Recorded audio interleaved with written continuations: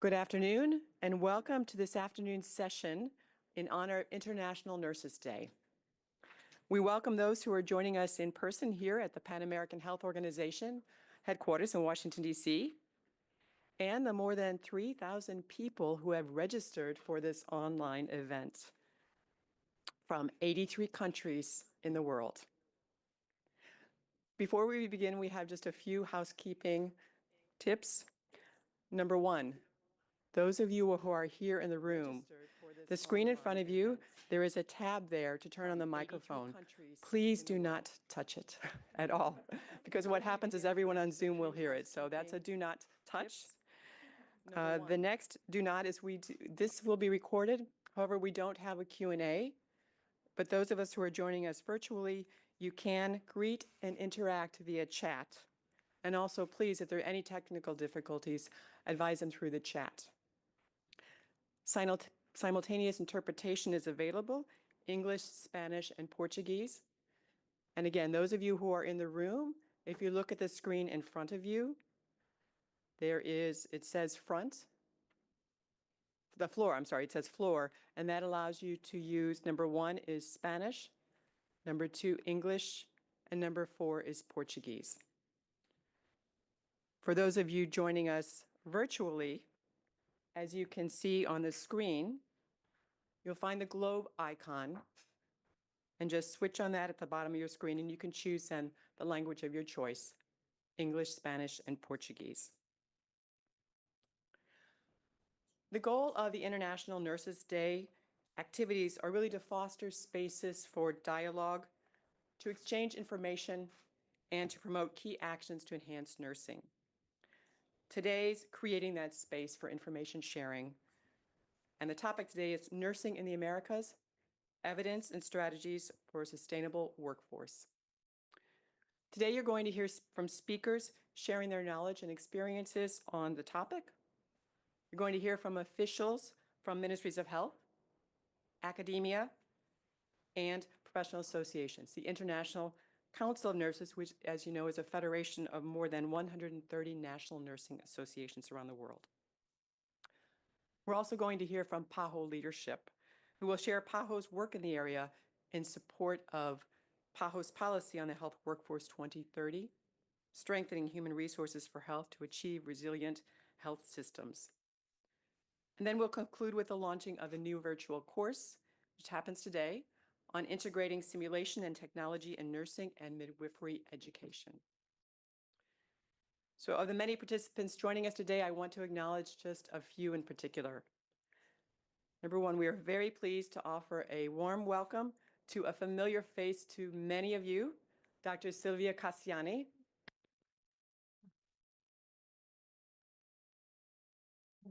I think all of you know Silvia is the former regional advisor for nursing and allied health personnel development at PAHO, and had that role from 2013 till last year, May of 2024, when she retired.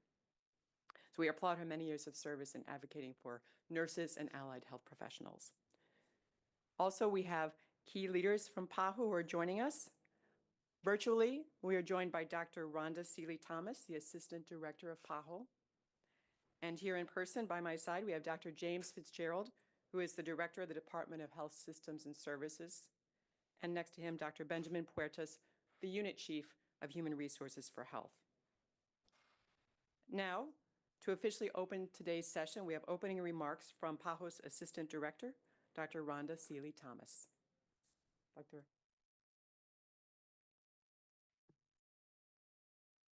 Thank you, Madam Chairperson, and good afternoon, everyone.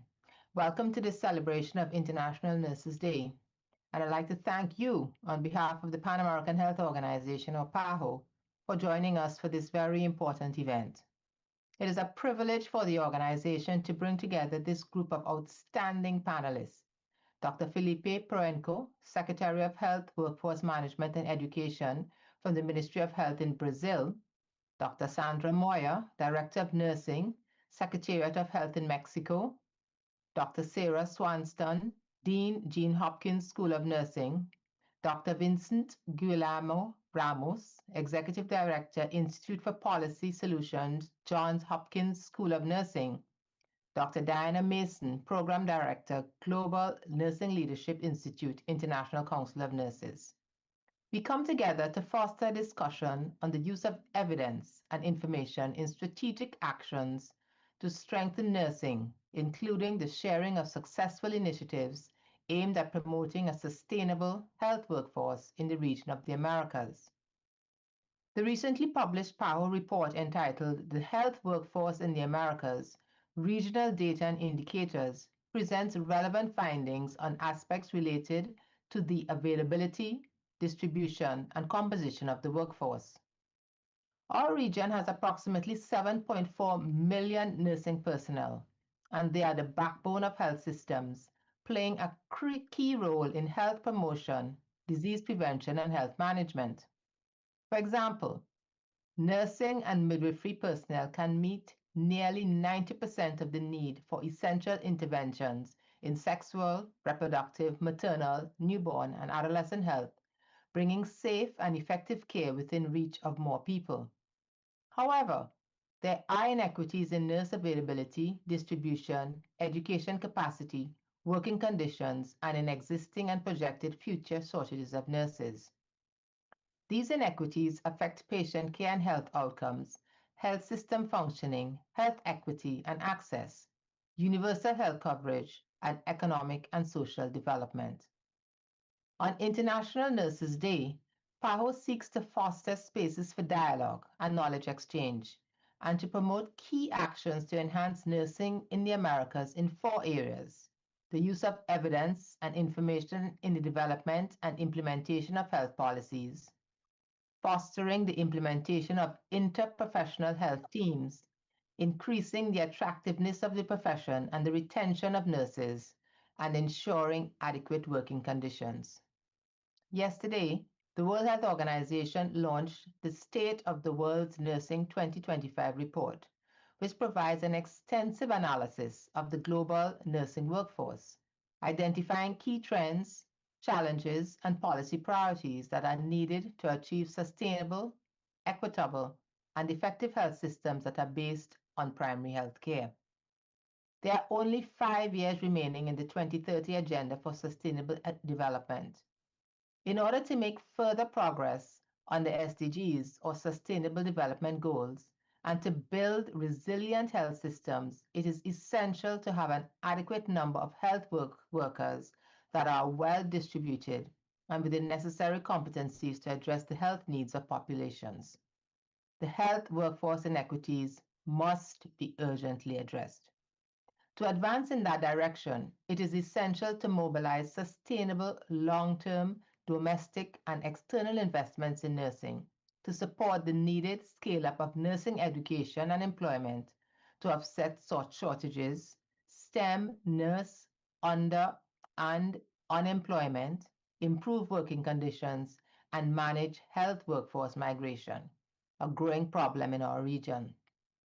Investing in education, employment, and leadership of nurses will stimulate economic growth and gender equality by creating decent jobs for nurses and greater economic participation by women in the workforce. Governments should also address key issues impacting the health of the health workforce by investing in workforce protections, well-being, and mental health, and international collaboration. They can ensure resilient health systems that provide equitable and high-quality care. I hope that the discussions at this event motivate you to continue your efforts to strengthen the nursing workforce in the Americas. And let us carry forward the spirit of gratitude and admiration for the nurses who inspire us every day. Your compassion, skill, and relentless dedication make a difference, not just in the lives of your patients, but in the strength of our communities and in the heart of our healthcare systems. Thank you, and I wish you a successful webinar. Thank you, Dr. Randasili, for the overview and listing some of the many challenges that the nursing workforce and the health workforce in general are facing. What we're going to do now is move on to the first panel that will be addressing some of these challenges and talking about the strategies and initiatives that they have used to strengthen nursing. And for that, we're going to be hearing from government officials from Mexico and Brazil.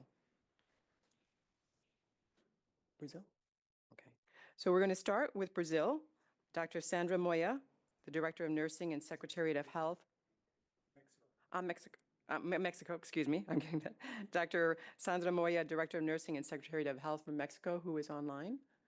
Is not online. Okay, then I misunderstood. She will be online shortly. What we're going to do is start with we are starting with Brazil, but it's Dr. Felipe Proenço, who is a Secretary of Health, Workforce Management and Education with the Ministry of Health in Brazil. And he'll be speaking with us right now. Muito obrigado. Muito boa tarde a todas e a todos. Cumprimentar os colegas de vários países que estão se identificando aqui pelo chat, assim como cumprimentar todos os colegas da Organização Pan-Americana de Saúde que foram nominados e que estão presencialmente nesse evento. Gostaria de começar parabenizando a todas as trabalhadoras, a todos os trabalhadores da enfermagem por esse importante dia e por essa celebração necessária a quem é fundamental para todos os sistemas públicos de saúde e, no caso do Brasil, tem essa função muito necessária, esse papel muito importante. A gente costuma chamar até mesmo de o coração do Sistema Único de Saúde brasileiro, e por isso, nesses minutos, vou conversar com vocês sobre algumas características da força de trabalho da enfermagem no Brasil, alguns desafios que estamos discutindo com relação ao papel da enfermagem e, ao mesmo tempo, algumas perspectivas, algumas iniciativas, algumas ações que o Ministério da Saúde do Brasil está desenvolvendo nessa área. Esse é um painel público que é oferecido pelo Ministério da Saúde do Brasil, com informações sobre a força de trabalho em saúde no Brasil. E aqui são os dados da enfermagem. São mais de 1.378.000 trabalhadores de enfermagem registrados no nosso sistema de informações dos serviços de saúde, dos quais duas características nos chamam a atenção. A primeira é que 70% dessas trabalhadoras, desses trabalhadores, são técnicos, são técnicas e técnicos de enfermagem. E quase 30% desses trabalhadores têm a escolaridade de nível superior. O outro dado que se destaca nessa composição é a grande presença, a maioria de mulheres no trabalho da enfermagem no Brasil. São mais de 85% das participantes, de quem tem vínculo com o sistema de saúde, que são mulheres, e um pouco menos de 15% que são homens, assim como nessa figura é possível observar também a distribuição por faixa etária. Isso, estamos falando, então, de trabalhadoras e trabalhadores de enfermagem que estão registrados no sistema de informações dos serviços de saúde. Mas quando olhamos para os dados gerais, temos um grande número de profissionais habilitados para exercer a profissão da área de enfermagem no Brasil. São mais de 3.300.000 profissionais nessa área, novamente com um predomínio de formação técnica e depois, então, com a formação em nível superior. Sendo 1.300.000 trabalhadores registrados no sistema dos serviços de saúde, isso corresponde a 1.600.000 vínculos, porque um trabalhador, uma trabalhadora pode ter mais de um vínculo, então isso ajuda a dar uma dimensão da enfermagem no Brasil, que, ao mesmo tempo, tem uma necessidade importante, por exemplo, do ponto de vista das equipes de saúde da família, do nosso modelo de atenção primária à saúde, que está presente nos 5.570 municípios brasileiros, portanto, em todos os estados e regiões do Brasil, e isso corresponde, então, a 53.000 equipes de saúde da família que estão em atividade, as quais são compostas por uma enfermeira, por uma técnica de enfermagem, além de médico e de agentes comunitários de saúde. Dentro do país, há um maior número de trabalhadoras e trabalhadores na região sudeste, que também é a região mais populosa do Brasil. Mas essa distribuição das enfermeiras, dos enfermeiros, ela também reproduz uma desigualdade na distribuição que temos de trabalhadores de saúde no Brasil. Por mais que a região sudeste seja a mais populosa, ela também concentra proporcionalmente um número de profissionais maior do que as outras regiões, e essa participação, principalmente de técnicos e depois de profissionais com formação em nível superior, também se reproduz nas regiões do país. Boa parte desses trabalhadores estão vinculados diretamente a serviços públicos no Sistema Único de Saúde, 62% das trabalhadoras e trabalhadores de enfermagem, 15% estão vinculados a entidades privadas e 22% a entidades sem fins lucrativos, a entidades filantrópicas. Dentro do Sistema Único de Saúde, principalmente os com coloração verde e amarela, que tanto diretamente contratado por serviço público, quanto por serviços filantrópicos que são contratados pelo SUS. Mas nem todos os serviços privados têm registro nesse nosso sistema, então esse número tende a que seja ainda maior. Entendemos que é muito estratégico esse olhar sobre essa enfermagem e por isso que parabenizamos todas as trabalhadoras, os trabalhadores e a OPAS por promover esse evento.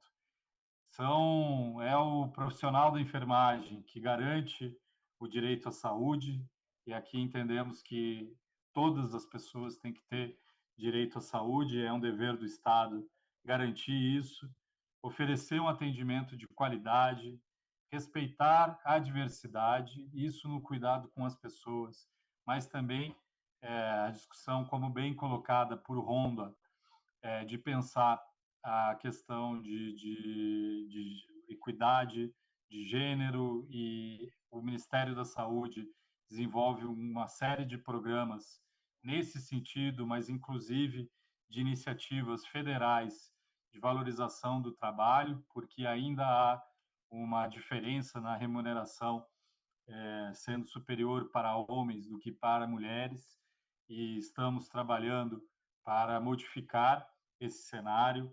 A enfermagem aplica os princípios do SUS, ouve com atenção, tem esse vínculo, essa gestão do cuidado com as pessoas que são vinculadas ao Sistema Único de Saúde, tem um papel fundamental na gestão a maior parte das secretárias de saúde dos municípios brasileiros são enfermeiras, entendem o trabalho em equipe, que é um conceito tão importante, mas tão difícil e necessário de ser praticado, e tem esse papel de empoderar os usuários, fortalecendo a autonomia das pessoas que são cuidadas pelo Sistema Único de Saúde.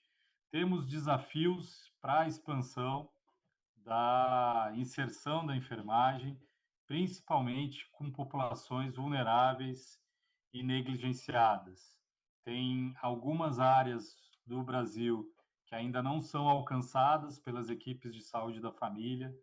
Profissionais da enfermagem são fundamentais no cuidado, por exemplo, com a população em situação de rua, que tem tido um investimento importante no âmbito federal para garantir o cuidado no que chamamos de consultório na rua, integrar os pontos da rede de atenção, inclusive com um conceito que tem sido fundamental na expansão do atendimento de oncologia no Brasil, que é da navegação do cuidado, participam de uma forma importante desse planejamento que realizamos da força de trabalho, garantindo, então, melhores iniciativas de distribuição, garantindo provimento e fixação, e é um desafio a qualificação da força de trabalho de enfermagem, uma qualificação desses trabalhadores, e temos tanto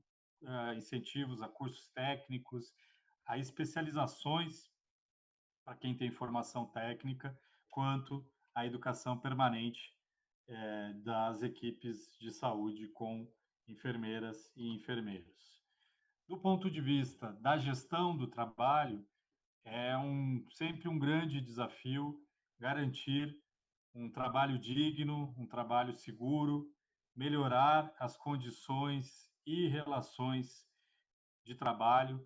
No Brasil, houve uma iniciativa recente no âmbito do Congresso Nacional e que foi, assim que aprovada, prontamente atendida pelo governo federal, que é o chamado piso da enfermagem, aonde o Ministério da Saúde repassa recursos para municípios e estados, quando necessário, complementar o salário para atingir os valores preconizados por lei.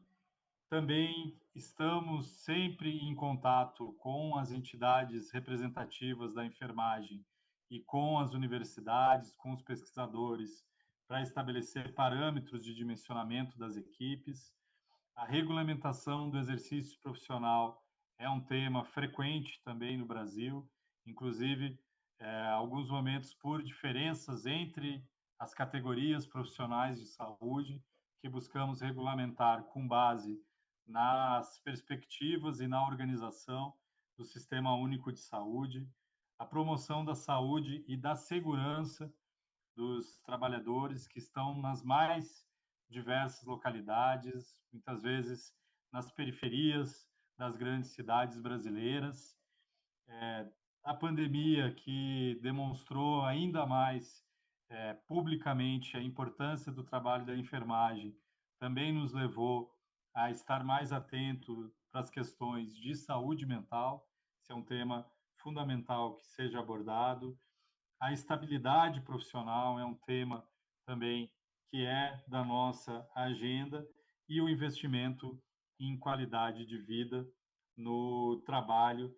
Então, entendemos a necessidade de políticas que favoreçam o equilíbrio e a satisfação profissional.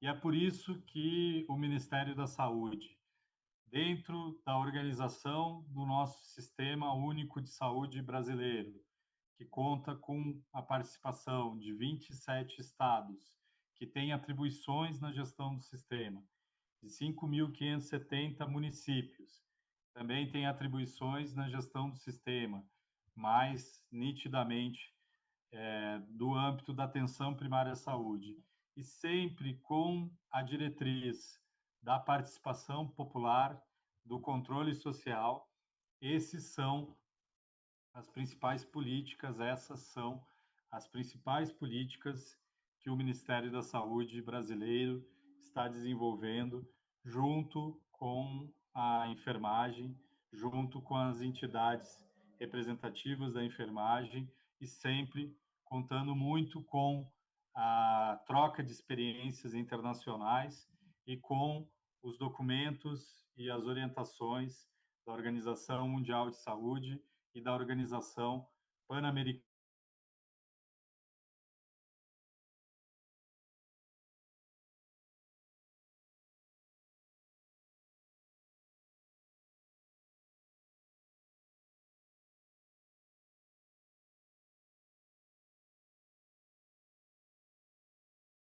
que nos orientam às iniciativas das políticas públicas. Em um trabalho importante com a Organização Pan-Americana de Saúde, estamos debatendo as práticas avançadas de enfermagem, seja do ponto de vista do task shifting, do compartilhamento de tarefas, do exercício profissional, onde, por exemplo, na atenção primária, a enfermagem tem esse papel protagonista e queremos que siga cada vez mais dentro desse protagonismo do exercício da profissão, que também possamos discutir e temos um grupo de trabalho onde se aborda a regulamentação e a implementação dessas funções ampliadas num marco que favoreça o Sistema Único de Saúde. Revisão das carreiras em saúde é um pleito das várias entidades das categorias profissionais, dos movimentos sociais no Brasil e com um papel também protagonista da enfermagem, aonde também estudamos as carreiras federal, estaduais, municipais no país. Estamos com uma proposta de um programa nacional de saúde da trabalhadora, do trabalhador, que ficou ainda mais evidente a necessidade durante e após a pandemia de termos iniciativas nessa área. Então, com um programa nacional, conseguimos orientar estados e municípios e, ao mesmo tempo, estamos fechando as normativas para repassar recursos para esses entes implantarem comissões e serviços de assistência à trabalhadora, ao trabalhador, e isso, a enfermagem, na medida que é a principal categoria profissional que está no SUS, também tem um importante benefício nessa área, promovendo, ao mesmo tempo, a saúde mental, que é uma das preocupações desenvolvidas aqui pela nossa área de gestão do trabalho, junto com todos os processos de educação permanente para a enfermagem. Há um debate importante no Brasil que passa pela regulamentação do Ministério da Educação de qual que poderia ser a atividade remota ou online na formação de graduação da enfermagem, e o que reafirmamos sempre é que para a formação da enfermagem é fundamental o contato com as pessoas, a vivência prática nos serviços de saúde, e esse é um tema que está bastante vivo, em pauta aqui no Brasil, que será regulamentado nas próximas semanas pelo Ministério da Educação, e, ao mesmo tempo, fortalecer a participação democrática, e esse tem sido o olhar do Sistema Único de Saúde. É um sistema de participação social e é um sistema de construção da democracia no Brasil, para que se consiga, então, que as pessoas vivam melhor, para que tenhamos melhores indicadores de saúde e para isso é importante entender a própria determinação social das condições de saúde no Brasil, mas principalmente enfrentar as grandes desigualdades ainda existentes no Brasil. Passamos por um período difícil em que, principalmente nos anos entre 2016 e 2022, aumentaram as desigualdades no Brasil. Na última semana, recebemos uma avaliação muito importante que, desde que voltamos aos menores índices de desigualdade no Brasil, desde 2012, mas ainda assim há grandes diferenças que precisamos buscar mais equidade, e a enfermagem é parte disso, mas ao mesmo tempo precisa ter respostas quanto a isso, e esse é o compromisso do Ministério da Saúde do Brasil.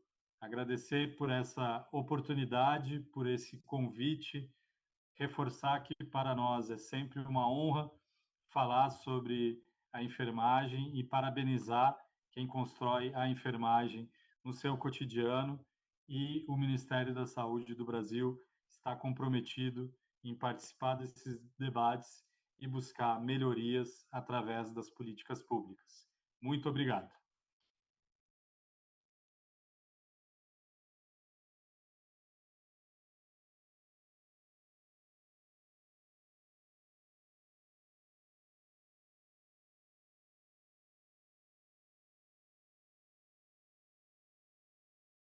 Dr. Sandra Moya, who is the Director of Nursing, the Secretariat of Health of Mexico. Dr. Moya? Hola, muy buenas tardes.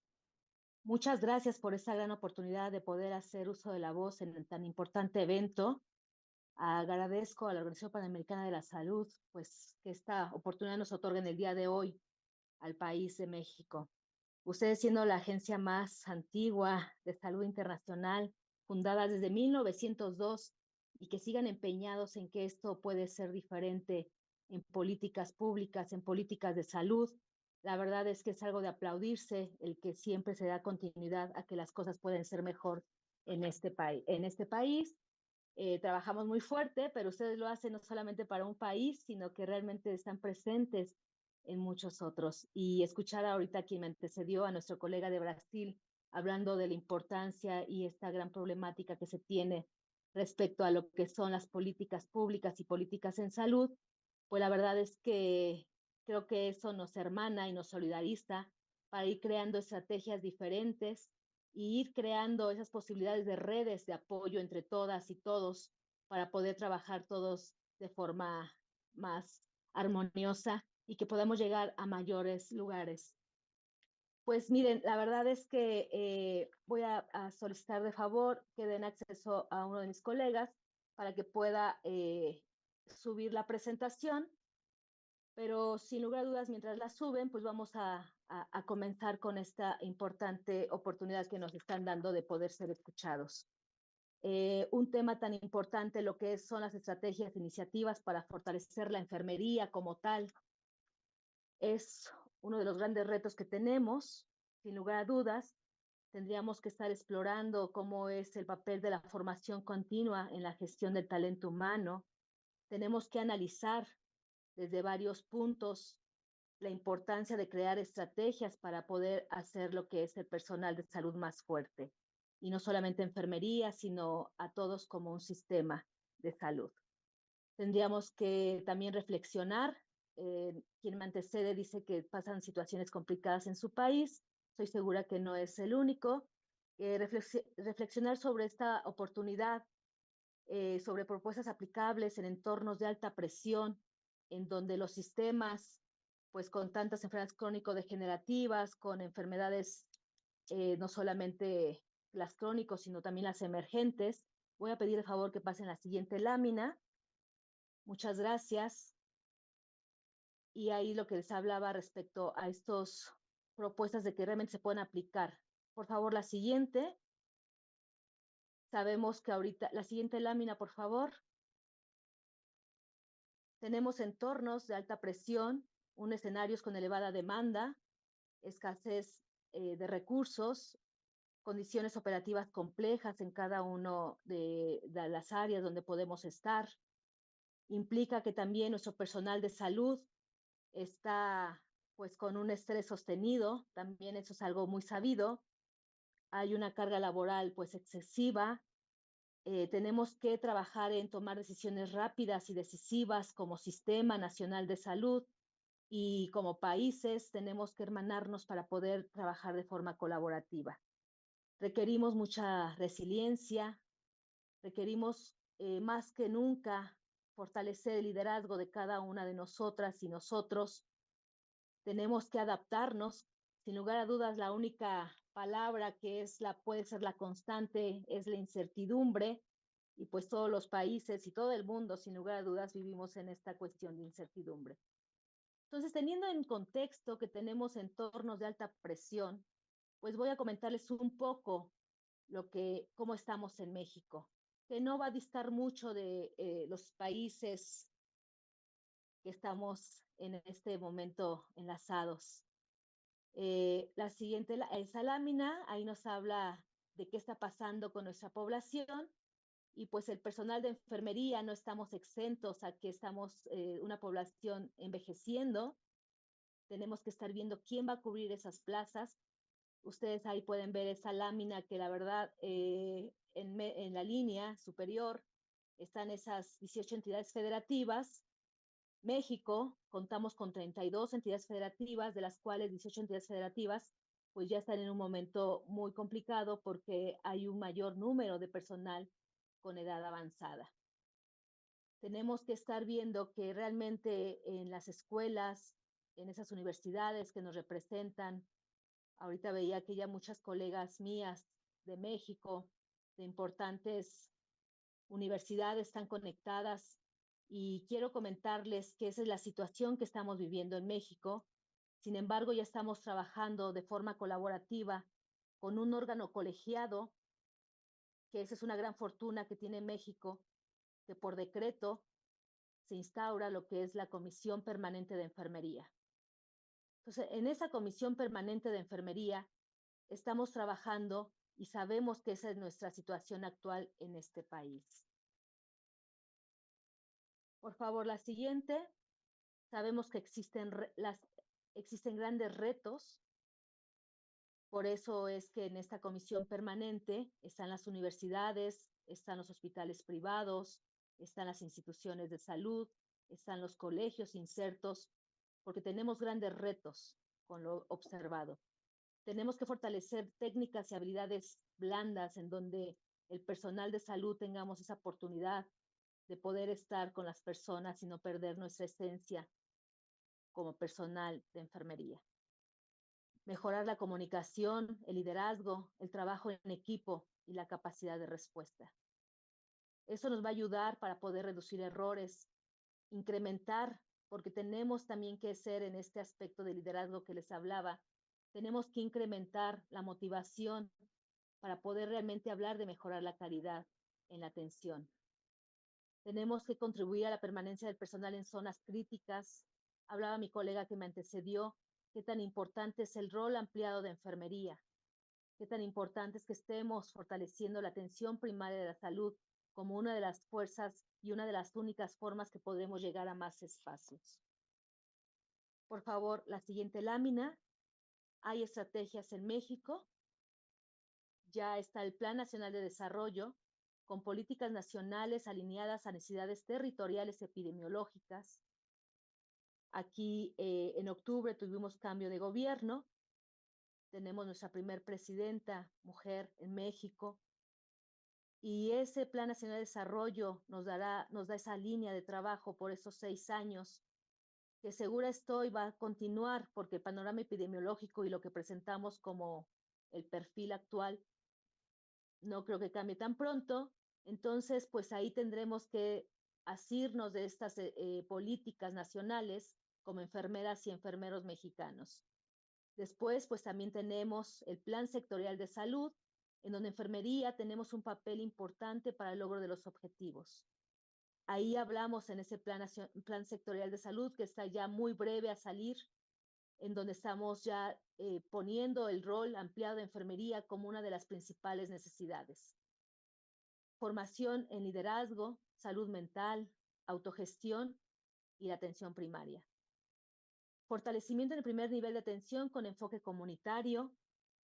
Las y los enfermeros tenemos sin lugar a dudas esa gran ventaja que desde que nos están formando en el nivel de licenciatura, pues está enfocado a la importancia del trabajo comunitario, al trabajo de lo que tenemos que estar haciendo con las personas y que no es una persona, al poder promocionar, prevenir y educar a una persona, es poder incidir en una familia. Y si podemos hacerlo en esa familia, sin lugar a dudas tendrá un impacto en la comunidad, que es lo que estamos teniendo como uno de los grandes retos. Por favor, la siguiente lámina. Trabajar sobre un modelo de formación articulada con el trabajo territorial. Tenemos que, quiero comentarles que pues México, como otros muchos países, pues somos un gran mosaico con diferentes formas de vida, con diferentes necesidades, con hábitos. Entonces tenemos que hacernos a que esos contextos interculturales y comunitarios, pues el personal de enfermería tenemos que estar muy atentos de cuáles son, ser respetuosos para que la gente nos pueda ver realmente como aliados y nos permitan estar insertados en sus comunidades. Son 32 entidades, desde Aguascalientes hasta Zacatecas, y cada uno con sus diferentes formas. Y los aspectos de dispersión territorial pues son muy grandes, por lo cual se requiere pues la participación activa de todos nosotros como enfermeras y enfermeros y poder llegar a todos esos espacios. Tenemos que vincularnos, por eso les hablaba al inicio de la importancia de esta comisión permanente de enfermería, porque tenemos que ir creando esos lazos de trabajo colaborativo para poder identificar cuáles son esas necesidades locales y cuáles serían esos contenidos formativos que tendremos que estar fortaleciendo cada vez que estemos ahí sentados, escribiendo y diciendo cuál sería el camino para poder trabajarlo. Por favor, la siguiente lámina. No somos un país solo. Sabemos que afortunadamente ustedes pues permiten esta posibilidad de acercarnos, de conocer quiénes somos, pero sobre todo qué propuestas tenemos para poder trabajar y abatir esas desigualdades. Y ese es un principio, sin lugar a dudas, que tenemos que tenerlo como una mirada con otros países. La inversión en la formación en las personas, pues es una inversión como tal, estratégica para el sistema de salud. Tenemos que, con estos foros, esos ayudarán para mejorar la eficiencia, fortalecer la equidad y aportar la resiliencia institucional.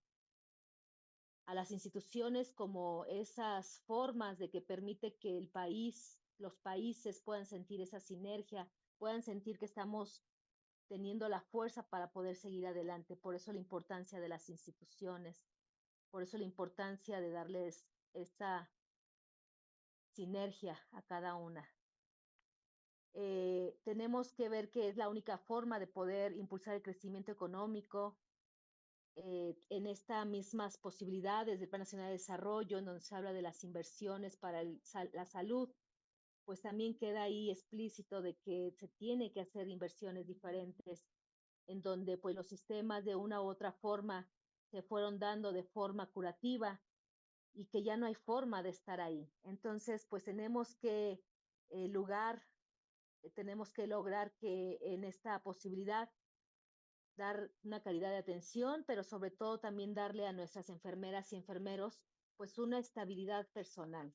Yo sé que muchos de los países pues ya también tienen esta misma problemática en donde enfermeras y enfermeros pues buscan otros espacios para insertarse al mercado laboral y es otro de los grandes retos que tenemos como países. Por favor, la siguiente. Aquí en propuestas para el contexto mexicano tenemos trabajando ya, sin lugar a dudas, pues esta gestión que hoy me toca representar a mí en esta dirección de enfermería y como coordinadora general de la comisión permanente, pues afortunadamente no empezamos de la nada. Hay gente que ya trabajó y precedió estos espacios. Por ejemplo, la doctora Claudia Leija en su momento estuvo en este espacio y trabajó muy fuerte con ustedes. Hay líderes a nivel nacional que ya dejaron cimientos muy fuertes y que seguimos trabajando, alineando contenidos formativos para los sistemas, para el problema real que tenemos en este momento, ampliar el acceso a programas presenciales y virtuales. En ocasiones será la única forma de poder llegar a más personas, fortalecer pues el trabajo colaborativo. Y pues bueno, eso es parte de lo que estamos haciendo. La verdad es que agradezco infinitamente esta gran posibilidad y pues yo sé que son todo un equipo que está trabajando ahí muy fuerte. Y que la siguiente lámina, por favor, tenemos que entender que la formación continua es clave para responder a contextos de alta presión y que estamos viviendo a nivel mundial. Esta formación no es un complemento, es una estrategia de sostenibilidad de los sistemas de salud, que tendremos que promover la resiliencia, la calidad y el desarrollo del personal. Y apostar por la formación es cuidar a quienes nos cuidan. Y eso es muy importante. Sin lugar a dudas, ustedes han trabajado respecto a esto. Tenemos que fortalecer este trabajo en las y los colegas, donde se vayan creando espacios más saludables también para nosotros como personal de salud, que somos los que cuidamos. Y cuando hablamos de gestionar talento humano en salud, no solo hablamos sobre procesos administrativos, sino de cómo cuidar y formar y sostener a quienes operan en los entornos más exigentes del sistema.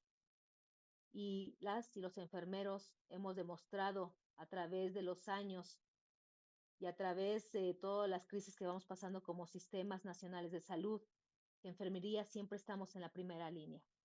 Las y los enfermeros demostrando todos los días que quien siempre está ahí con esa empatía y quien siempre está ahí para atender en todas las etapas de la vida, pues somos las y los enfermeros. Por eso hoy me congratulo, de verdad, muchísimas gracias por no dejar desapercibido este día tan importante internacional de las y los enfermeros. Por favor, la siguiente lámina. Y pues sin lugar a dudas, en esta lámina, pero más que la lámina, pues es esta frase, que la elección es individual de cada uno de nosotros y lo que podamos elegir es nuestro libre albedrío y es nuestra gran oportunidad. Pero esa elección, recordemos siempre y no olvidemos que esa elección tiene un efecto colectivo. Y qué mejor será estos eventos y estos momentos de poder sociabilizar los conocimientos sin fronteras, solidarizándonos enfermeras y enfermeros para darnos cuenta de nuestra importancia, pero sobre todo, siempre con los principios a una profesionalización y que nuestros valores sean la lealtad, sean el trabajo colaborativo, el respeto y el poder estar coincidiendo para mejorar las posibilidades de vida en cada una de estos hermosos países. Y pues bueno, agradecer, no quiero obviar, porque la verdad es que han estado muy atentos con nosotros aquí en México, pues el doctor José Moya y la doctora Oliva López han estado muy atentos y estamos trabajando y ya traemos ahí una agenda porque tenemos que sentarnos y trabajar de forma colaborativa. Ellos saben que yo soy solamente un hilo conductor para este trabajo colaborativo, porque sin lugar a dudas, en México, la Comisión Permanente de Enfermería trabajará en beneficio de la población. Pues muchas gracias, estamos aquí muy atentos y agradezco a cada uno de ustedes por su atención y feliz Día Internacional de las y los Enfermeros. Muchas gracias a todos. Thank you, Dr. Moya. And thank you for sharing what you're doing in Mexico and the impressive work with the National Development Plan. I want to thank both you and Dr. Ponzo for sharing the situations in Mexico and Brazil. We're about to move on to the panel. I do want to apologize briefly for there was a time where we did not have the English translation and the console had stopped working, but it's working now, so there should be no problems in the future. So now we're going to move from the country perspective to look at the regional perspective. Our second panel is going to focus on the situation of nursing, evidence and strategies for a sustainable workforce. And the panel moderator for this is going to be Dr. Benjamin Puertas, who is the unit chief of the Human Resources for Health team here at PAHO, and that is, of course, the group that has coordinated today's session. Dr. Puertas? Thank you very much, and I would like to welcome the panelists for today, and we will be starting presenting the situation of nursing in the region of the Americas by Dr. Bruna Moreno. And also we have with us Diana Mason from the International Council of Nurses, and she will be presenting the strategic role of government chief nursing officers. And also we welcome very much the Johns Hopkins School of Nursing here present. We have the role of nursing in health policy and strategy for a sustainable workforce by the Dean of the School of Nursing, Sarah Santon. And also from the Institute for Policy Solutions from the same university, we have with us Vincent Guillermo Ramos, and he will be presenting the nursing profession's role in ending unequal treatment in the U.S., implications for the Americas. So we'll begin with the first panelist, and that is the situation of nursing in the region of the Americas. So we welcome Dr. Bruna Moreno. Gracias, Benjamin. Buenas tardes a todas, a todos. Está lejos. Perdão. É prazer participar desta cerimônia de celebração do Dia Internacional das Enfermeiras e dos Enfermeiros e compartilhar esse espaço com os distinguidos panelistas, com as pessoas que estão aqui em esta sala. Dizer-lhes que o ano de 2025 é ano estratégico para a enfermeria. Temos ações importantes que estão em curso. Ayer se ha lançado o reporte da situação da enfermeria no mundo por la OMS. E também este ano se vão evaluar os resultados, os logros das orientações estratégicas em enfermeria e parteria, que poderão prorrogar-se para o período de 2026-2030. Assim que em estes breves minutos, les vou apresentar a situação da enfermeria em la região, utilizando dados da análise que temos desde OMS, desde o informe da situação da enfermeria no mundo, mas também desde o informe que temos da OPS, da força de trabalho em saúde em las Américas.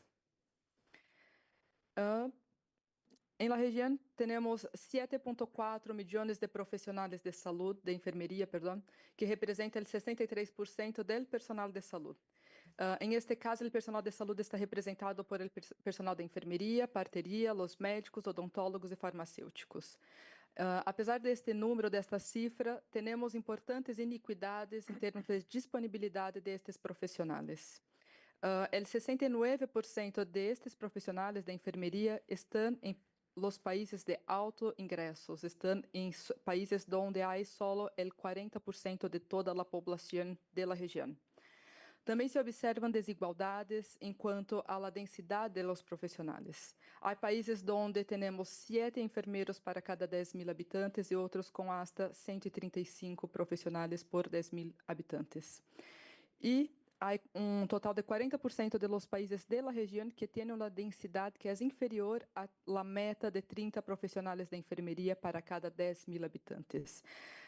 Assim que é importante, quando miramos estas iniquidades, creemos que é importante que os países levem a cabo estratégias de planificação do personal de enfermeria, que utilizem, que esta planificação se haga desde o marco da perspectiva da análise de mercado laboral de saúde, para que se pueda abordar os fatores de necessidade, demanda e oferta. Já quando miramos os dados demográficos, identificamos que a enfermeria é uma força laboral jovem. Temos 59% da força laboral da enfermeria com menos de 45 anos. Sin embargo, há 19% desta força laboral que tem 55 anos ou mais. Es decir, que estes profissionais estarão retirando-se em los próximos anos. E esta distribuição de idade varia entre os países. Incluso há países onde os profissionais maiores de 55 anos alcançam o 40% da força laboral de enfermeria. Además, estes profissionais, las profissionais da enfermeria são, em sua maioria, mulheres. O 87% da força laboral da enfermeria da região é de mulheres. E é importante señalar que as mulheres no setor saúde enfrentam a desigualdades em quanto a los salários, a las oportunidades de liderazgo e também a los benefícios laborales.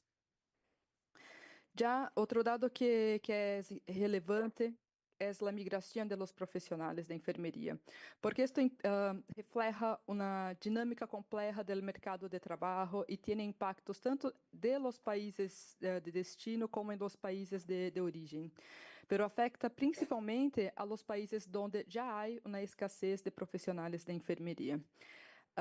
Se observa em la região fenômeno de fuga de cérebros, donde há a transferência de la inversión que se ha hecho en la enseñanza, en la educación de profissionais de enfermería en países de bajos y medios ingresos para los países de alto ingreso. Además, esse fenômeno aumenta a escassez destes profissionais que há projeções de que pode alcançar até 1,6 milhões de profissionais para a América Latina e o Caribe. E como podem notar no mapa, no gráfico, os países da América do Norte são os que contam com uma maior proporção de enfermeiros nascidos ou capacitados em el extranjero. Enquanto à educação, existem diferenças entre os países em la capacidade de formar a profissionais, a formar uma nova geração de profissionais. Também estes enfermeiros que são capacitados têm diferentes competências, diferentes planos de estudos, infraestrutura das escolas de enfermeria. Además, há uma iniquidade em la distribuição das escolas de enfermeria da região. El 86% das escolas de enfermeria estão em solo 2 países que representam el 53% da população. Isto assim que se limita o acesso às oportunidades de formação de educação em la região. Además, a formação docente através de los programas de doutorado também é limitada, já que para a América Latina e o Caribe, el 65% de los programas estão em solo país.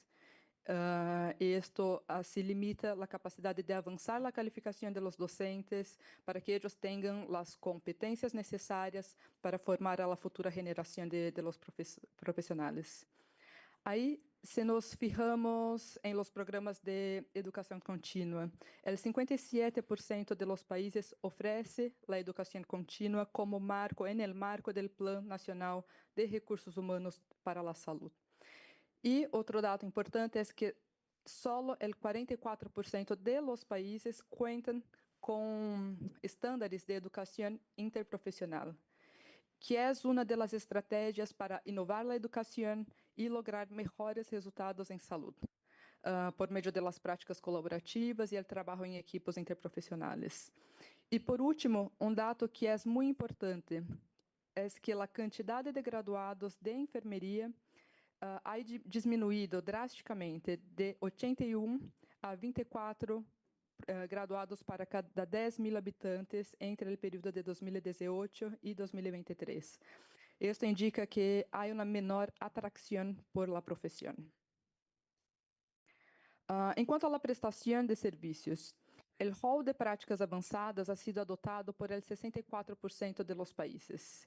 E é importante señalar que a ampliação do âmbito de práticas de los enfermeiros permite o desenvolvimento de novas competências, promove a autonomia, contribui a que a população tenha acesso a profissionais com uma formação avançada. Y si miramos los salarios iniciales de los profesionales, la mediana para la región es de $1.100, pero esto también varía desde 255 hasta $5.961, y con los valores más altos en los países de ingresos altos. Já quando miramos as condições de trabalho, igual nos preocupa. Os resultados são preocupantes porque as condições de trabalho afetam diretamente a qualidade do cuidado e a retenção da força de trabalho. Há baixo número de países da região que contam com leis de apoio e proteção de los enfermeiros em seu entorno laboral. Se oferecem programas de bem-estar e saúde mental em 31% de los países. E os mecanismos para prevenir as agressões contra os profissionais são implementadas em 36% de los países. Assim que é necessário abordar os principais fatores que afetam a contratação e também a retenção destes profissionais, para que se pueda garantizar que a profissão siga sendo atrativa e que a prestação de serviços não se veja afetada por la escassez de enfermeiros. Enquanto ao liderazgo, o 86% de los países informaram que têm ou uma jefe de enfermeria de governo. E, apesar desta proporção elevada, existe o risco de que este profissional não se integre de maneira eficaz em la formulação de las políticas, en el processo de toma de decisões, e quizás não tenha a autonomia, a autoridade, as competências e os recursos necessários para este puesto. Em este marco, les invitamos a conhecer um dos produtos da campanha do Dia Internacional de las Enfermeras e los Enfermeros, que trata do papel estratégico de los jefes de enfermeria de governo, e hace chamado para que mais países cuentem com este rol, para que se pueda fortalecer enfermeria em las áreas prioritárias, e também para que estes profissionais integrados em los equipos interprofissionais puedan potenciar sua contribuição a los sistemas de saúde.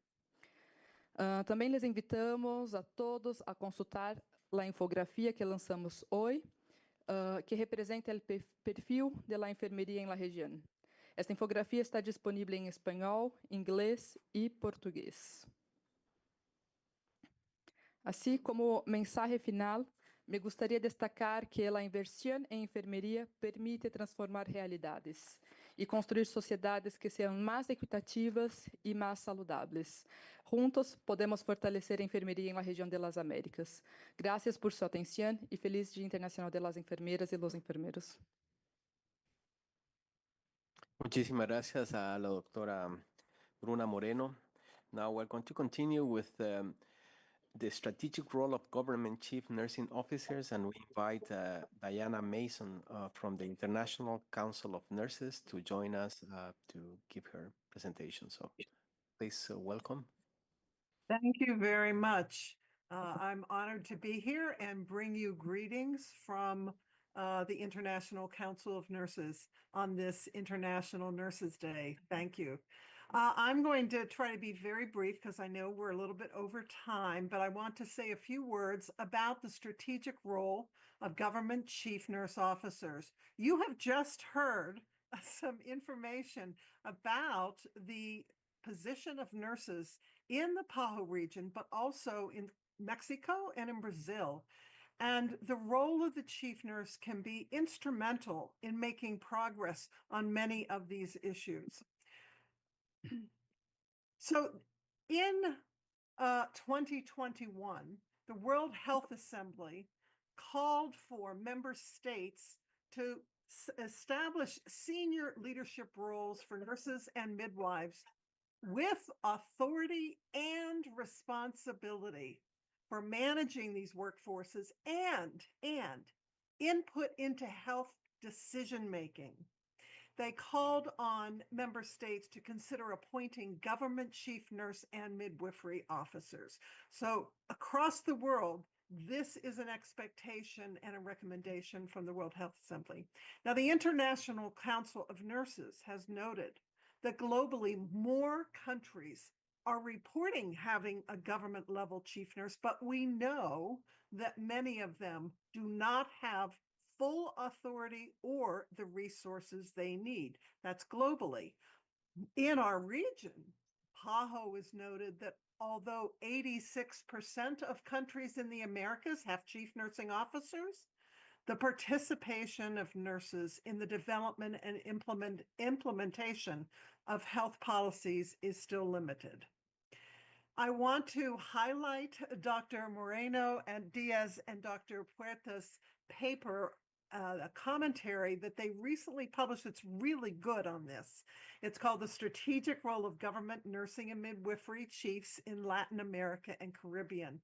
And I want to call out this statement. The lack of contributions from government chief nurse officers and midwifery officers to policies and the absence of women from policy-making processes undermine progress towards achieving the Sustainable Development Goals and universal health coverage. These chief nurse officers are essential to the country being able to promote the health of their people. This is a document that the World Health Organization published in 2015. I was hoping that we would have an update of this, but it's not yet ready. It's not there yet. We're not there yet. But there is a statement from this report that was quite troubling. Many of these chief nurse officers do not have close relationships with ministers for health, finance, and development partners or politicians, and are often not at the health executive decision-making table. That's very troubling. We want chief nurses who have not just the responsibility for workforce issues, but for being a participant in promoting the health of the population. And they need to be leaders and at these tables. I've put up here an article that I co-authored with some colleagues in 1996. It is still relevant today. We define nursing stages of political development and said the highest stage, the fourth stage, is when nurses and nursing are leading, not just on nursing issues, but on the most important issues related to health in our times. So I want to encourage us to think about, we need chief nurses for developing that nursing workforce, a workforce that can contribute to the programs and initiatives and services in countries, but also to bring nursing perspectives to decision-making tables and policy debates. Now, I'm not going to go through this slide. There are these 5 different models or types of positions for chief nurse officers in government. What we want is the executive model, the last one. This is where the country has a chief nurse with line authority over nursing and who also shapes health policy, and that's crucial. Dr. Moreno Diaz and Dr. Puertas have outlined why this role is so important. And I just want to highlight the first one of these, to ensure that health policies consider the experience and knowledge of nurses and midwives. And look at the last one, implement programs that improve the health of the population. When we talk about the nursing workforce, it's about promoting the health of the people in our countries. I also want to call to your attention last year's report from the International Council of Nurses for International Nurses Day. They spent a great deal of time looking at how do we make the business case for nursing in these countries. And this report is called The Economic Power of Care. It's really good. I just want to highlight a couple points. The report makes the case that nurses are drivers of economic growth in countries.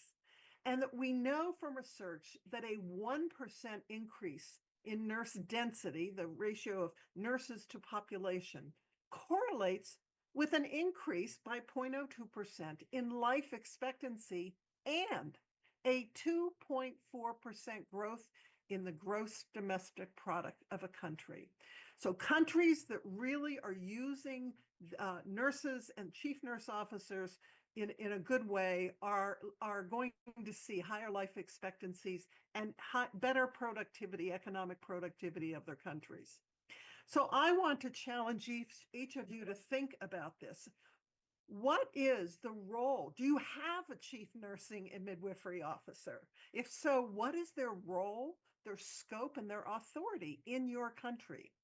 Now, the Global Nursing Leadership Institute that I direct for ICN for the 2024 cohort is working with Dr. Moreno on a survey of chief nurse officers in the PAHO region, looking at what do they say their role is, the scope, their authority, the competencies that they think they have or don't have.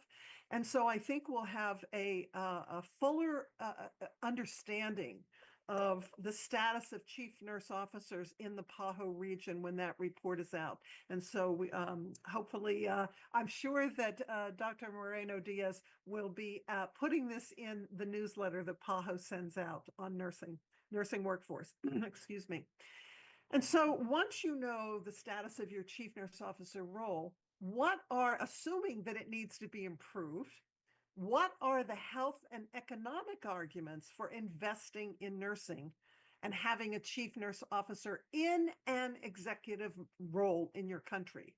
Now, you may say to me, I'm not prepared to make an economic argument. I'm not an economist. Well, neither am I.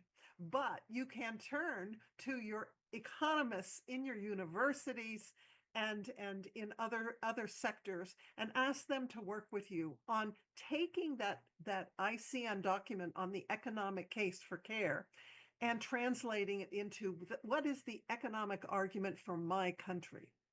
And then third, who are the potential stakeholders who you want to engage in trying to strengthen the role of the chief nurse officer? And I don't just mean supporters. Who might oppose it? And then develop a strategic communications plan that looks at how do you frame and message this issue for all of these stakeholder audiences. So I think there's a challenge here. Let's strengthen these roles. It's going to improve the nursing workforce, and it will improve the health of nations. And finally, I just want to end with a plug. I have this forum, so I want you all to be aware of the Global Nursing Leadership Program, because we do not get enough applicants from the Latin American countries in particular. We usually get nurses from the Caribbean. We get too many from the United States and Canada.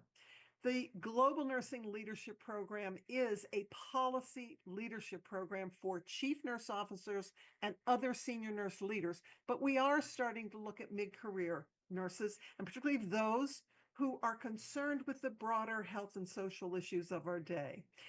The program is in English, and while you may not be fluent in English, you could brush up and be ready for this program in English. The applications for the 2026 cohort will be open in January. If you Google ICN and GNLI, you will find information on that program. And finally, I just want to say, I hope that some of you are coming to Helsinki for ICN's Congress in a few weeks. And if I see you there, please say hello. I would love to meet you in person. Bruna, I'll turn it over to, or whoever, I'll turn it back over to Dr. Puertas. Thank you. Thank you very much, Dr. Mason, for your presentation. And we continue with Johns Hopkins University. We have the pleasure to have not only the Dean participating as a panelist, but also the director of the Institute for Policy Solutions from Johns Hopkins. So both will be sharing with us their insights on the nursing profession. We'll start with Dr. Sarah Sanson, the role of nursing in health policy. So welcome, and the panel is yours. Thank you so much, and I'll start sharing my screen. It's a true pleasure to be with all of you, and thank you for inviting both me and Dr. Ramos to speak. So I'm talking today about policy, specifically our role, nursing's role in policy. And so you may think, well, it doesn't matter to me, or I can't do it, or I don't know it. Policy really just means the rules around you. They could be the rules at your hospital or at your clinic. They could be the rules in your community. And of course, there are also local, state, and national policy rules. But it really just means the structure, the resources, the priorities that we all have good standing to be able to advocate on. And as you know, we're the largest segment of the health workforce by far. We're usually, in most countries, you add up all of the doctors and pharmacists and social workers and physical therapists and everyone, nurses still are the largest. We also are great communicators because we are always communicating with patients, with people, with families, with communities. And so that makes us good translators from one idea to another. Think of the power you have with the people around you, and you can translate that to policymakers, and it's essential. And so our contributions, policy is not just for other people to do. We as nurses need to engage in policy advocacy. We witness firsthand the effects of policy. We can identify gaps. We have a deep understanding of prevention. There's no other part of the healthcare system that's as deep in terms of prevention for thousands at a time and as individuals. And we have practical strategies. We understand social determinants. We understand equity. We are that linchpin for being able we have the respect and trust of others, and we understand what's important. And as you know, at least in the United States, we're the most trusted profession of any, not just health professions. And I believe around the world, nurses are number one or close to number one every year. And so policymakers believe us, they trust us, and so does the public. And as you know, when nurses engage in policy, we can have huge effect. And you can see that in the examples on the slides in terms of nurse-led legislation, maternal health policy, the roles of CNOs in pandemic response planning, and shaping global policies via the collaborating centers and the ICN initiatives. I want to underscore this is not somebody else's job. This is all of our job. And one of the things that we're doing at Johns Hopkins is our beginning nursing students, the people who are becoming nurses, they can take a policy honors program where they're learning how to do elevator pitches. They're learning how to do power mapping, because we want everybody who graduates to understand how to see the power in any situation where they work, a small business, Congress, wherever they are, to be able to see who's got the power, and in any situation they're trying to change, who could be their allies, how to keep people close, how to message. And so we see it as a strategic imperative and hope that other schools of nursing will do the same. As you know, there's barriers. Some of them are just in people's minds. Some of them are, Diana Mason was calling out some of this about our roles in advisory bodies and national councils. Educationally, we're trying to combat this by giving formal training in policy and systems thinking, but not every nursing school has that. And then several people have talked about the gender, how nursing is a gendered profession.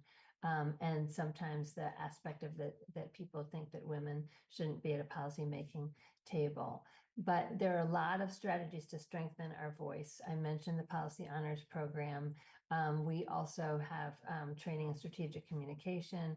We have a journalist in residence. There's a lot that you can do that doesn't cost much money. And students are very happy to be working on policy projects. And then if they work on a policy project with a faculty member, that faculty member is also getting the push to move what they're working on into the policy realm.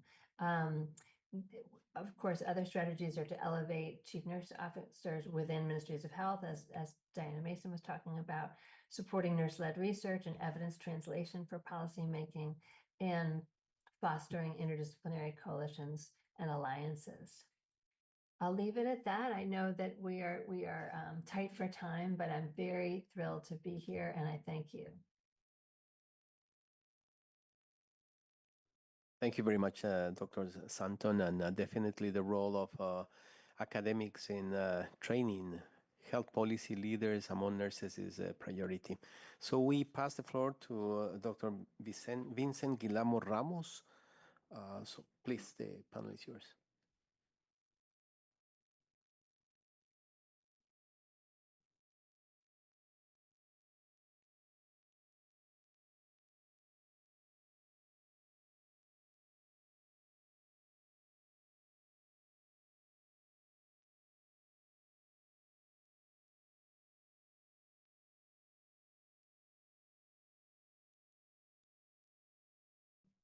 How's that? That's better. Good afternoon. I'm Vincent Guillermo Ramos. I'm the Executive Director of the Institute for Policy Solutions at Johns Hopkins University School of Nursing here in Washington, D.C. We're actually located at 555 Pennsylvania Avenue. I'm going to be talking about the nursing profession and our role in ending unequal treatment, or I'm going to call that our role in ending inequities. I'm going to use the United States, that's a case example, but what I'm going to share actually has implications for the Americas at large. So I won't spend a lot of time talking about the World Nursing Report. I think there was a really great presentation by Dr. Moreno, who actually went through some of the main findings. But what was interesting to me was the piece that spoke specifically about inequities and made the connection between the nursing workforce and the major threats to achieving global health goals. And I want to focus on that because too often we are talking about nursing, and that's something that I feel very proud of. I am a nurse. I'm a nurse practitioner. I specialize in public health and infectious diseases. However, when I think about my role as a nurse, while I'm deeply committed to my profession, actually, my first and foremost alignment is with population health and thinking about the big issues, both within nursing and outside of nursing, that actually, from a nursing perspective, I can shape. So I want to spend some time talking about this concept of inequities. The report spoke to a number of things very briefly: the distribution and availability of nurses, the differences in our educational achievements and opportunities to pursue more training and more education, the lack of opportunities in terms of professional development, leadership, the low adoption of advanced practice, and then high migration rates. I think all of those points were made very beautifully in the prior presentation. The little line that you see that goes below is that it really makes the case for how this affects the region's ability to achieve universal health coverage, in my words, population health, health security, and health-related development goals. And if you look on the left, often we use this term of inequities, and I want to make sure that in this room I'm being very clear about what I mean by that. I mean the unfair and unjust ways in which care is structured and delivered, both in terms of policies and also in terms of practices. Really, really important. In the US, as an example, this is by no means an extensive review, but there have been a number. Anyone can open up their phone and see on their news feed similar kinds of issues. Measles jumps borders in North America with outbreaks in Canada, Mexico, and the US. What's happening with WHO if the US is to exit. PAHO report reveals that 14 countries in the Americas face health worker shortages. We've got issues around funding for global health initiatives. We've got challenges in terms of NIH bans. And is USAID going away? Again, this is by no means an exhaustive list. These are just some of the things that at any point you can look on the news feed. And from a nursing point of view, I have become, and I'm sure many of you and others that are listening have become very worried about what does this mean? What is our role and how should we be responding? So I want to say that there is an important case study in the US. And for many, many years, not just now, we have had inequities in our country. For a long time, we talked about them as being sort of negative differences, outcomes. And for a period of time, we talked about them as health disparities. But increasingly, we are specifically referring to them as health and healthcare inequities, unfair, unjust ways in which care is provided and also structured. There have been reports as early as 1985 and even before that, that showed that these inequities existed. I don't have time today to review all the reports, but I am going to zoom in on last year, the 2024 Ending Unequal Treatment Report that was released by the National Academies of Science, Engineering, and Medicine here in DC, which is a nonpartisan organization that focuses on evidence, not on any of the sort of political context that we may be facing. And so the task of this committee, I happen to have been, as a nurse, a member of the committee that drafted the report. We were asked to examine the major drivers of healthcare and health inequities in the US to look at successful and unsuccessful programmatic and policy interventions, to consider ways that we could scale those things that have worked, and also what kinds of things do we need to do in areas where we've not made progress, and ultimately to make a set of focused recommendations with clear actors and actions where we as a nation could eliminate health and healthcare inequities. At the end of our process, we work for 13 months. We have 8 overarching conclusions. We have 5 goals and 17 specific actions and actors in terms of things that can be done to eliminate inequities in the US. And so I won't have time to go through all of this, but I do want to invite folks to download the report. The QR code is in my slides. I'm also happy to send this to folks. You can reach out to me directly. The report is just under 400 pages. It's sort of a read full, if that's appropriate use of English, but there's a smaller version of 3 or 4 pages that sort of gets to the main points. I do want to spend some time highlighting what I see as being some of the main recommendations from the report. And I think much of what we found in our report last year resonated with me when I was feverishly reading the World Nursing Report. I only had a day between yesterday and today. And so looking at the recommendations and making sense of the two. The first is that the United States has made limited progress overall in the elimination of health and healthcare inequities. And I would say that there has been some progress in Latin America and in the Americas writ large, but in general, there has been limited progress across the entire region. The health and healthcare inequities are concentrated in certain groups. In the US, it's racial and ethnic minoritized groups. Across the Americas, in minoritized and marginalized groups. We know that healthcare is part of a broader health system, and that health needs to be sort of the sort of venue for where nursing is operating, not solely within healthcare, but both within healthcare and also in the broader health space. This is really important. There is a myth, and the data in our report lays this out very clearly, of what some have called a zero-sum game. That somehow if one group benefits from a particular program or policy, that it means another group must lose. Well, the data suggests the opposite.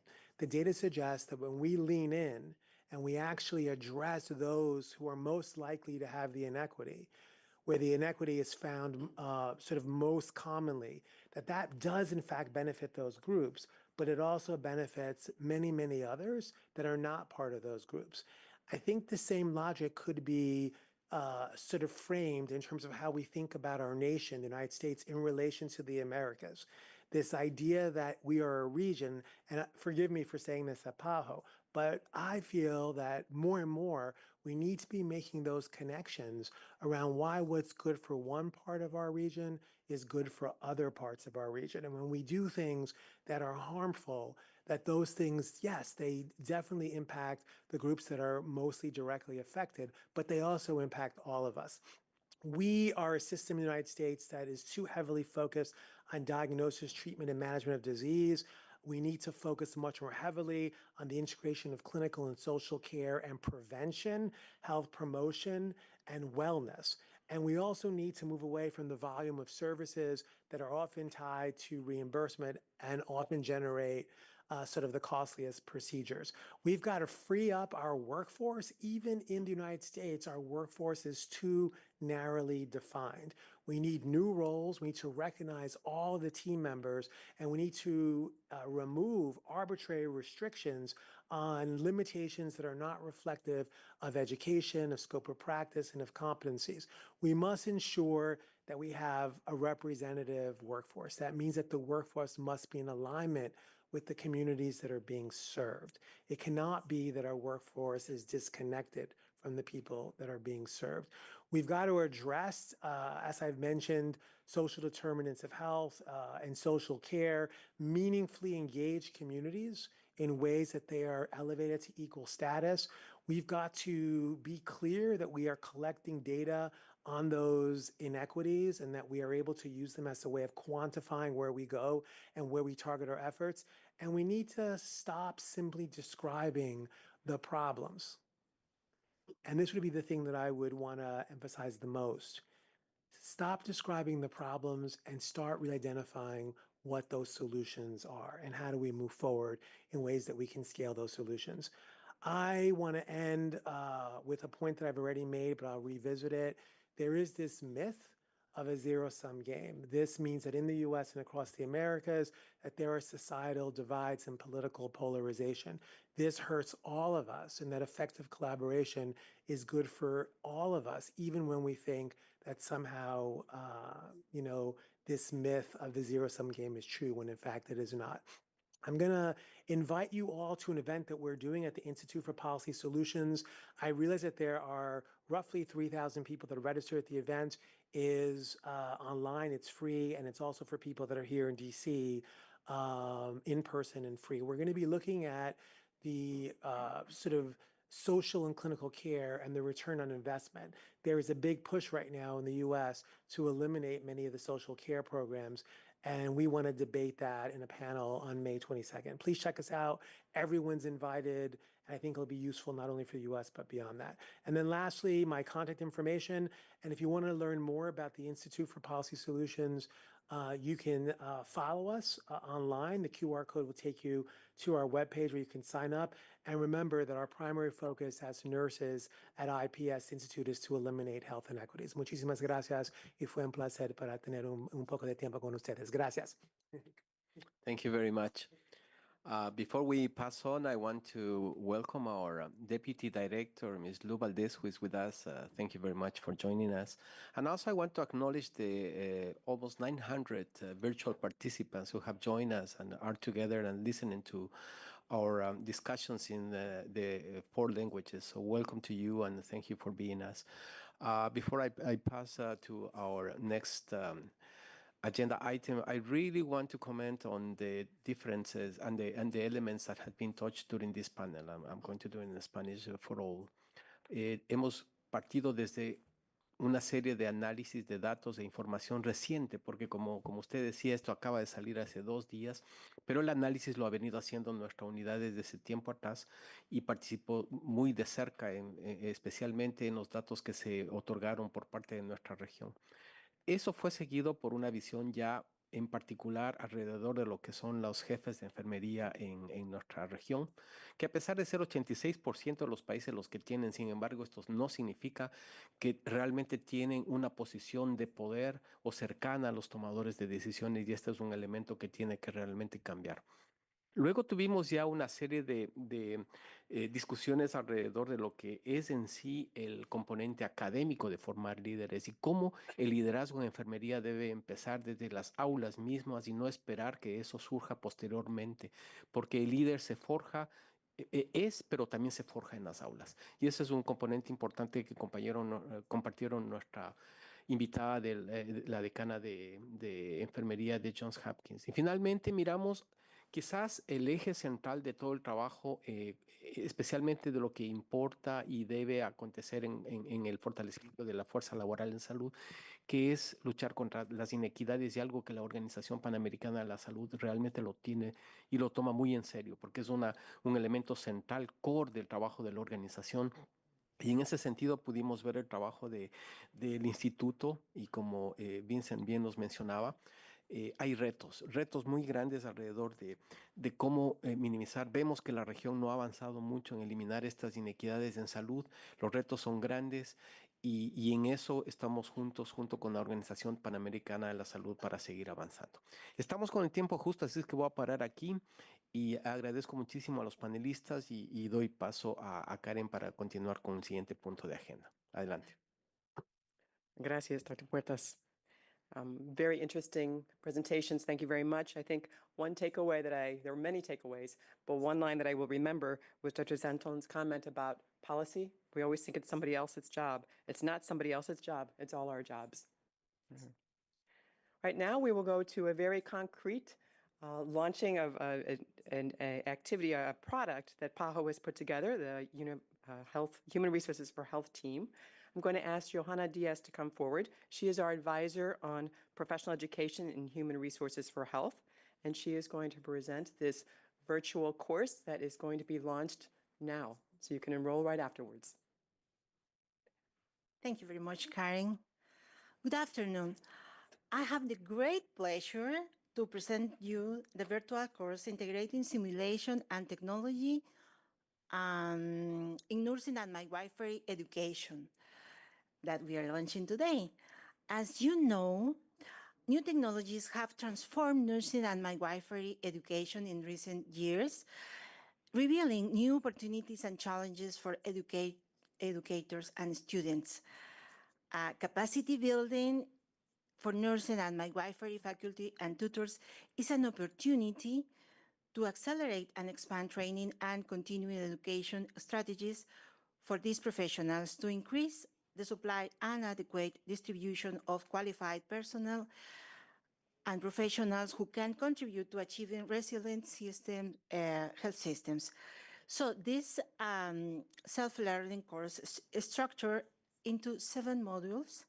Participants are expected to dedicate approximately 24 hours of time committed and will have the flexibility to progress in their own pace, making it ideal for any professional. So this course combines theoretical knowledge and with practical applications to provide a comprehensive understanding of the use of technologies and clinical simulation and their integration into nursing and midwifery education. So the development of this course was achieved thanks to the joint work of the Pan American Health Organization and experts from the University of Alabama, at Birmingham School of Nursing, PAHO and WHO Collaborating Center for International Nursing, and the University of Miami School of Nursing and Health Studies, whom I wish to thank and acknowledge for this important contribution. I would like to welcome also the presence of the elected director, Susan Walsh, Dr. Susan Walsh, President-elect of the Pan American Nursing and Midwifery Collaborating Center, that is here today with us. As you know, it's a very important ally for our work. Thank you, Dr. Walsh. This course aims to equip participants with essential knowledge and skills in utilizing simulation and technology to enhance nursing and midwifery education. So upon successful completion, participants will receive an electronic and printable certificate from the Pan American Health Organization Virtual Campus for Public Health. So let me invite all of you to review the content and participate in this excellent opportunity to learn a little more. You can do so directly using the QR code that appears on the screen. And I also want to invite you to review the extensive educational offer available to the PAHO Virtual Campus platform.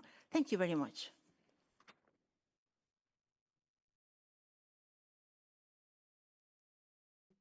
Thank you, Dr. Diaz, and all of you. The link is in, for those of you virtual, the link to the course is in the chat. And now we're going to close. I want to say, first of all, thank you again to all of you for being here today. And happy International Nurses Day. We're going to close with closing comments from the Director of Health Services Department, Health Services and Systems and Services Department, James Fitzgerald, and he's going to conclude the session. Yeah, thank you. Thank you so much, Karen, and a real heartfelt thanks to our countries, our member states that have participated here today, our partners, our collaborating centers, all the panelists, and most of all the 900 nurses from all walks of the profession that have joined us for this event. I'm going to let you into a little secret. We have tens and tens of global health events every year, international recognized events. I have to say International Nursing Day is probably my personal favorite day because I've never seen a group of professional health workers that are so committed and so mobilized to the cause of public health, health for all as nurses. So it's really a pleasure to have this opportunity to once again be with you and to be here today to close this event. We've really had a wonderful event, I think, in terms of looking at the data. If we do now, on a more serious note, begin to look at some of the data, it is a little bit concerning, and we will be working with our member states on addressing some of these issues. I really want to call to attention the call that the director made yesterday in the significant reduction of nursing graduates from 83 per 10,000 to 24 per 10,000 over a period of 6 years. Now, there's probably the COVID-19 factor that is in there, but we really need to look at that because between issues of migration, internal towards upper income countries, that combined with reduced recruitment, education, retention, is going to mean that we're going to face an important challenge moving forward. So just a little reminder of that call to action. But in closing, I really want to thank everyone in terms of your guidance, your insight on policies, on regulatory issues that we've heard, on the importance of community engagement, on leveraging leadership of nursing within all branches of government. And it's through that perhaps we can begin to really address some of the more complex issues as to why we face some of these really important challenges in recruitment and retention, and how we can really improve interprofessional care with nursing at the forefront, ensuring much better health and care for all. A special note of thanks to Benjamin and his team, to Karen, to Bruna, to Johanna, and to all the team within the department for organizing this event. And so with that, I really want to close this event and wish you a wonderful year. Remain committed to the cause, and we'll see you again this time next year for another International Nurses Day. Thank you very much.